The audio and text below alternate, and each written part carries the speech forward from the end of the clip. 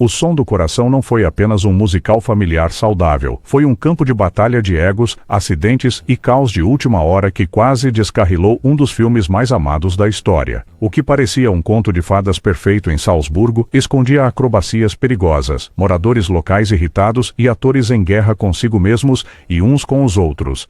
Hoje estamos contando 20 fatos estranhos sobre A Noviça Rebelde, segredos que nem mesmo os fãs mais fervorosos conhecem. De experiências reais de quase morte a brigas no estúdio que poderiam ter acabado com o filme, esta é a história por trás da doçura. E fique por aqui para o fato bônus.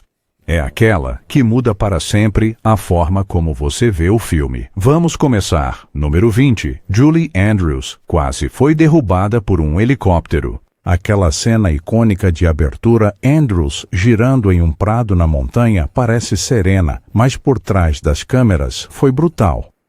Um helicóptero a circulava para capturar a tomada panorâmica. Seu vento descendente soprava tão violentamente que a fazia cair na grama repetidamente. Andrews admitiu mais tarde que continuava caindo de cara no chão entre as tomadas. A turbulência também tornava quase impossível manter o equilíbrio, forçando várias tomadas no ar gelado dos Alpes. O que o público viu foi alegria. O que ela sentiu foi dor. Não uma dança graciosa, mas uma manobra perigosa. Aquela cena quase feriu sua estrela antes mesmo do filme realmente começar. Número 19. Christopher Plummer odiava o filme. Por gerações, o público adorou o Capitão Von Trapp. Christopher Plummer, no entanto, detestava interpretá-lo. Ele chamou o filme de The Sound of Mucus e ressentia-se de ser rotulado como a figura paterna rígida. No set, ele afogava suas frustrações em álcool, a ponto de Andrews lembrar que seu hálito cheirava a conhaque durante cenas emocionais. Plummer mais tarde admitiu que gostou de filmar em Salzburgo, mas odiava o tom açucarado. Não música alegre, mas miséria privada. Ironicamente, sua amargura aprimorou a atuação. Sua distância gélida tornou a transformação do capitão ainda mais poderosa. Número 18. Os moradores de Salzburgo ficaram furiosos com as filmagens. Aqueles locais encantadores de Salzburgo vieram com caos. Durante as filmagens, os moradores reclamaram das ruas bloqueadas, do barulho constante e da interrupção da vida diária. Em um caso, cidadãos furiosos lançaram insultos à equipe, irritados porque os famosos Jardins Mirabel tinham sido tomados para Do Re Mi. As autoridades austríacas quase encerraram a produção mais de uma vez. Para os americanos, o filme parecia um cartão postal. Para os austríacos, era um incômodo que já tinha passado do tempo.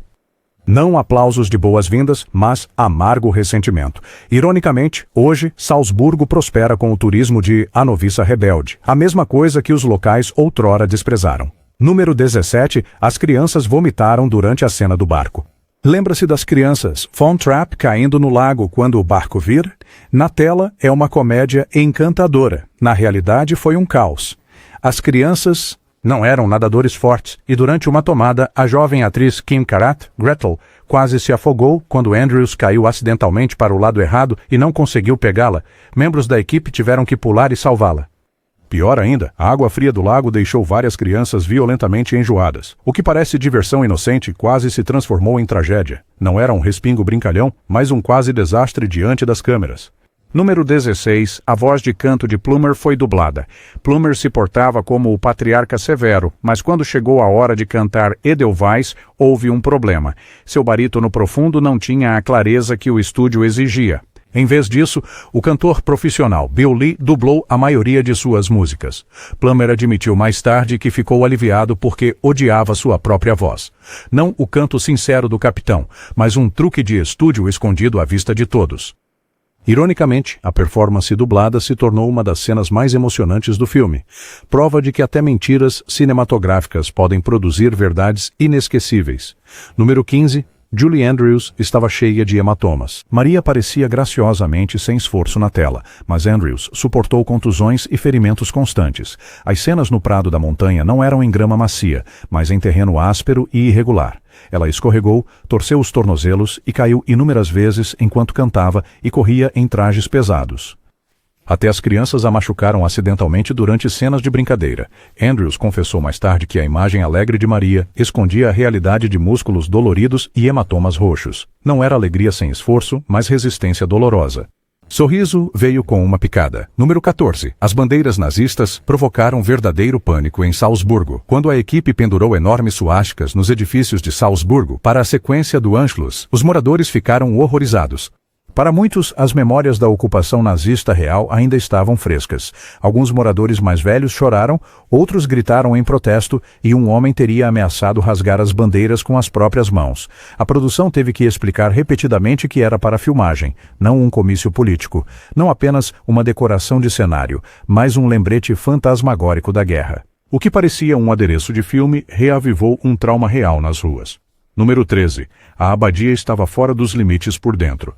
Enquanto o filme apresenta belas imagens do exterior da abadia de Nürnberg, as freiras se recusaram a deixar a equipe filmar dentro do convento real. Elas valorizavam muito sua privacidade e rituais diários. Para resolver o problema, a 20th Century Fox construiu cenários interiores detalhados em um estúdio de som em Hollywood. Cada escadaria, cada corredor do claustro foi recriado à mão, não com autenticidade sagrada, mas com ilusão cinematográfica. Ainda assim, o engano funcionou tão bem que muitas pessoas acreditaram que estavam olhando para o verdadeiro convento onde Maria viveu. Número 12. Liesl quebrou o tornozelo filmando 16 quase 17. Charmian Carr, que interpretou Liesl, teve que dançar em um piso escorregadio de um gazebo com Rolf em 16 quase 17. Durante um ensaio, ela escorregou e quebrou o tornozelo. Em vez de interromper a produção, Carr continuou com a ajuda de analgésicos e trabalho cuidadoso de câmera para esconder sua mancada. O número continua sendo um dos mais alegres do filme, mas por trás das risadas havia uma dor excruciante.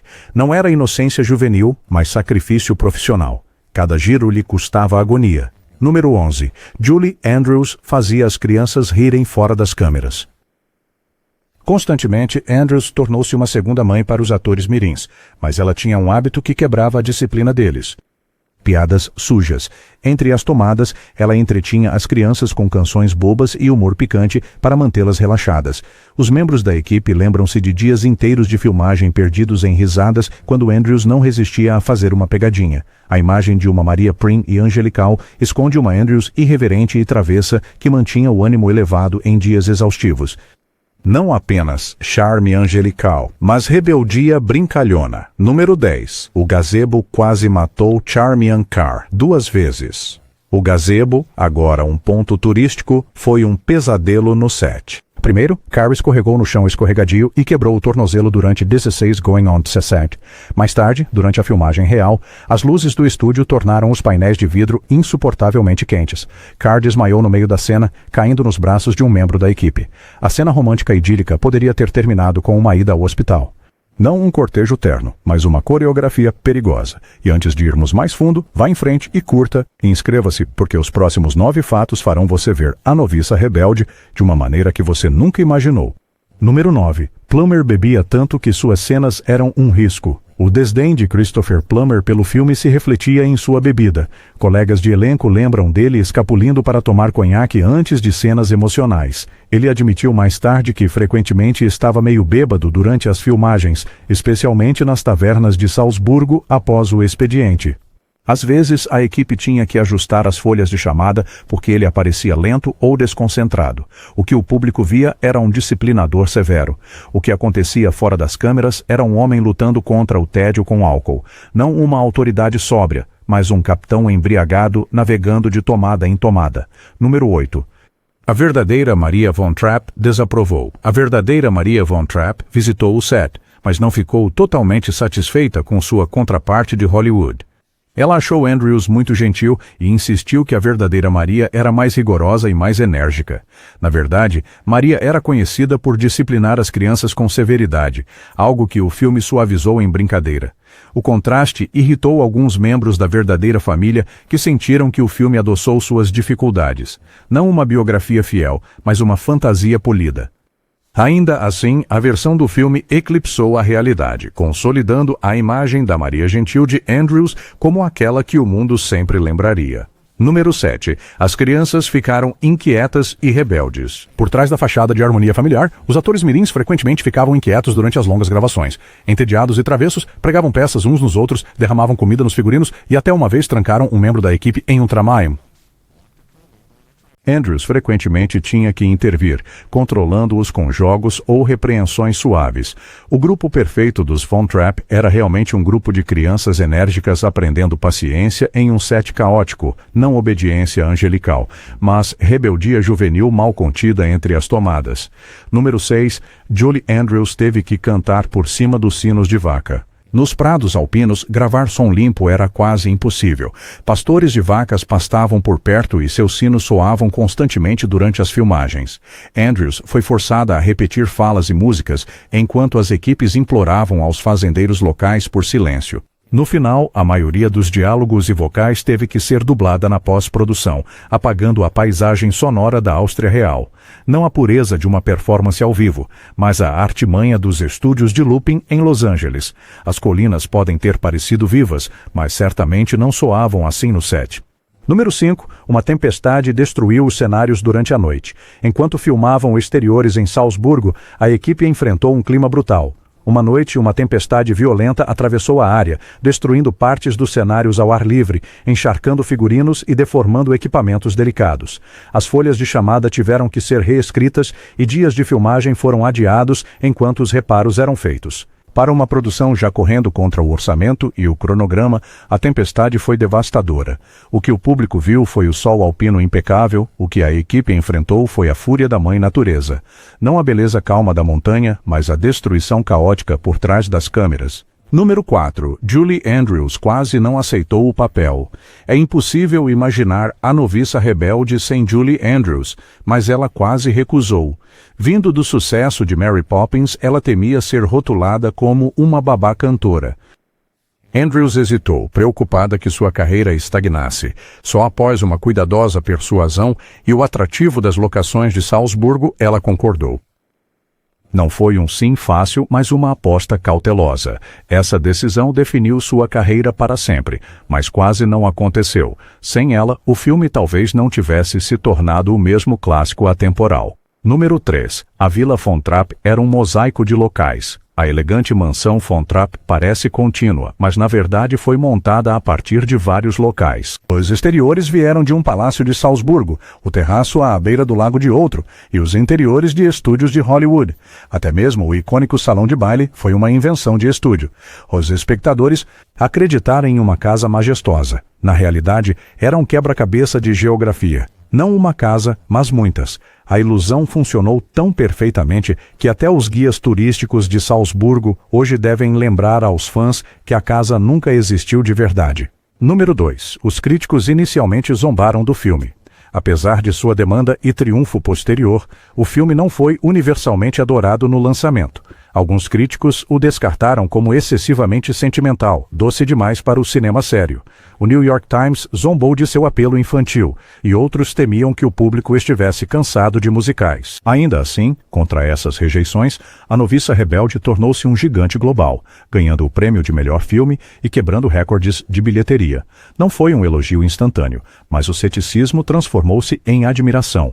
Seu triunfo comercial silenciou os críticos e reescreveu as expectativas de Hollywood para musicais. Número 1. A cena de fuga estava historicamente errada. O final dramático do filme, os Von Trapps escalando os Alpes para a Suíça, é icônico. Mas, na realidade, a família fugiu de trem para a Itália, não a pé. A fuga deles foi tensa, mas muito menos cinematográfica. Historiadores apontam que, se tivessem escalado as montanhas do filme, teriam acabado na Alemanha, não na Liberdade. Não é história verdadeira, mas drama simbólico. Ainda assim, essa liberdade criativa deu ao mundo uma das imagens finais mais inesquecíveis do cinema. Uma família caminhando em direção ao destino. Fato bônus, o Yodelay de Julie Andrews assustou animais reais fora do set. Durante The Lonely Goatherd, Andrews esgotou sua voz para entregar iodels penetrantes. No set, seus testes de som foram tão poderosos que assustaram os animais da fazenda próximos. Cabras fugiram, pássaros se dispersaram e os tratadores tiveram que acalmar o caos antes das câmeras começarem a filmar. O que parece uma fantasia divertida, na verdade, provocou um verdadeiro pandemônio.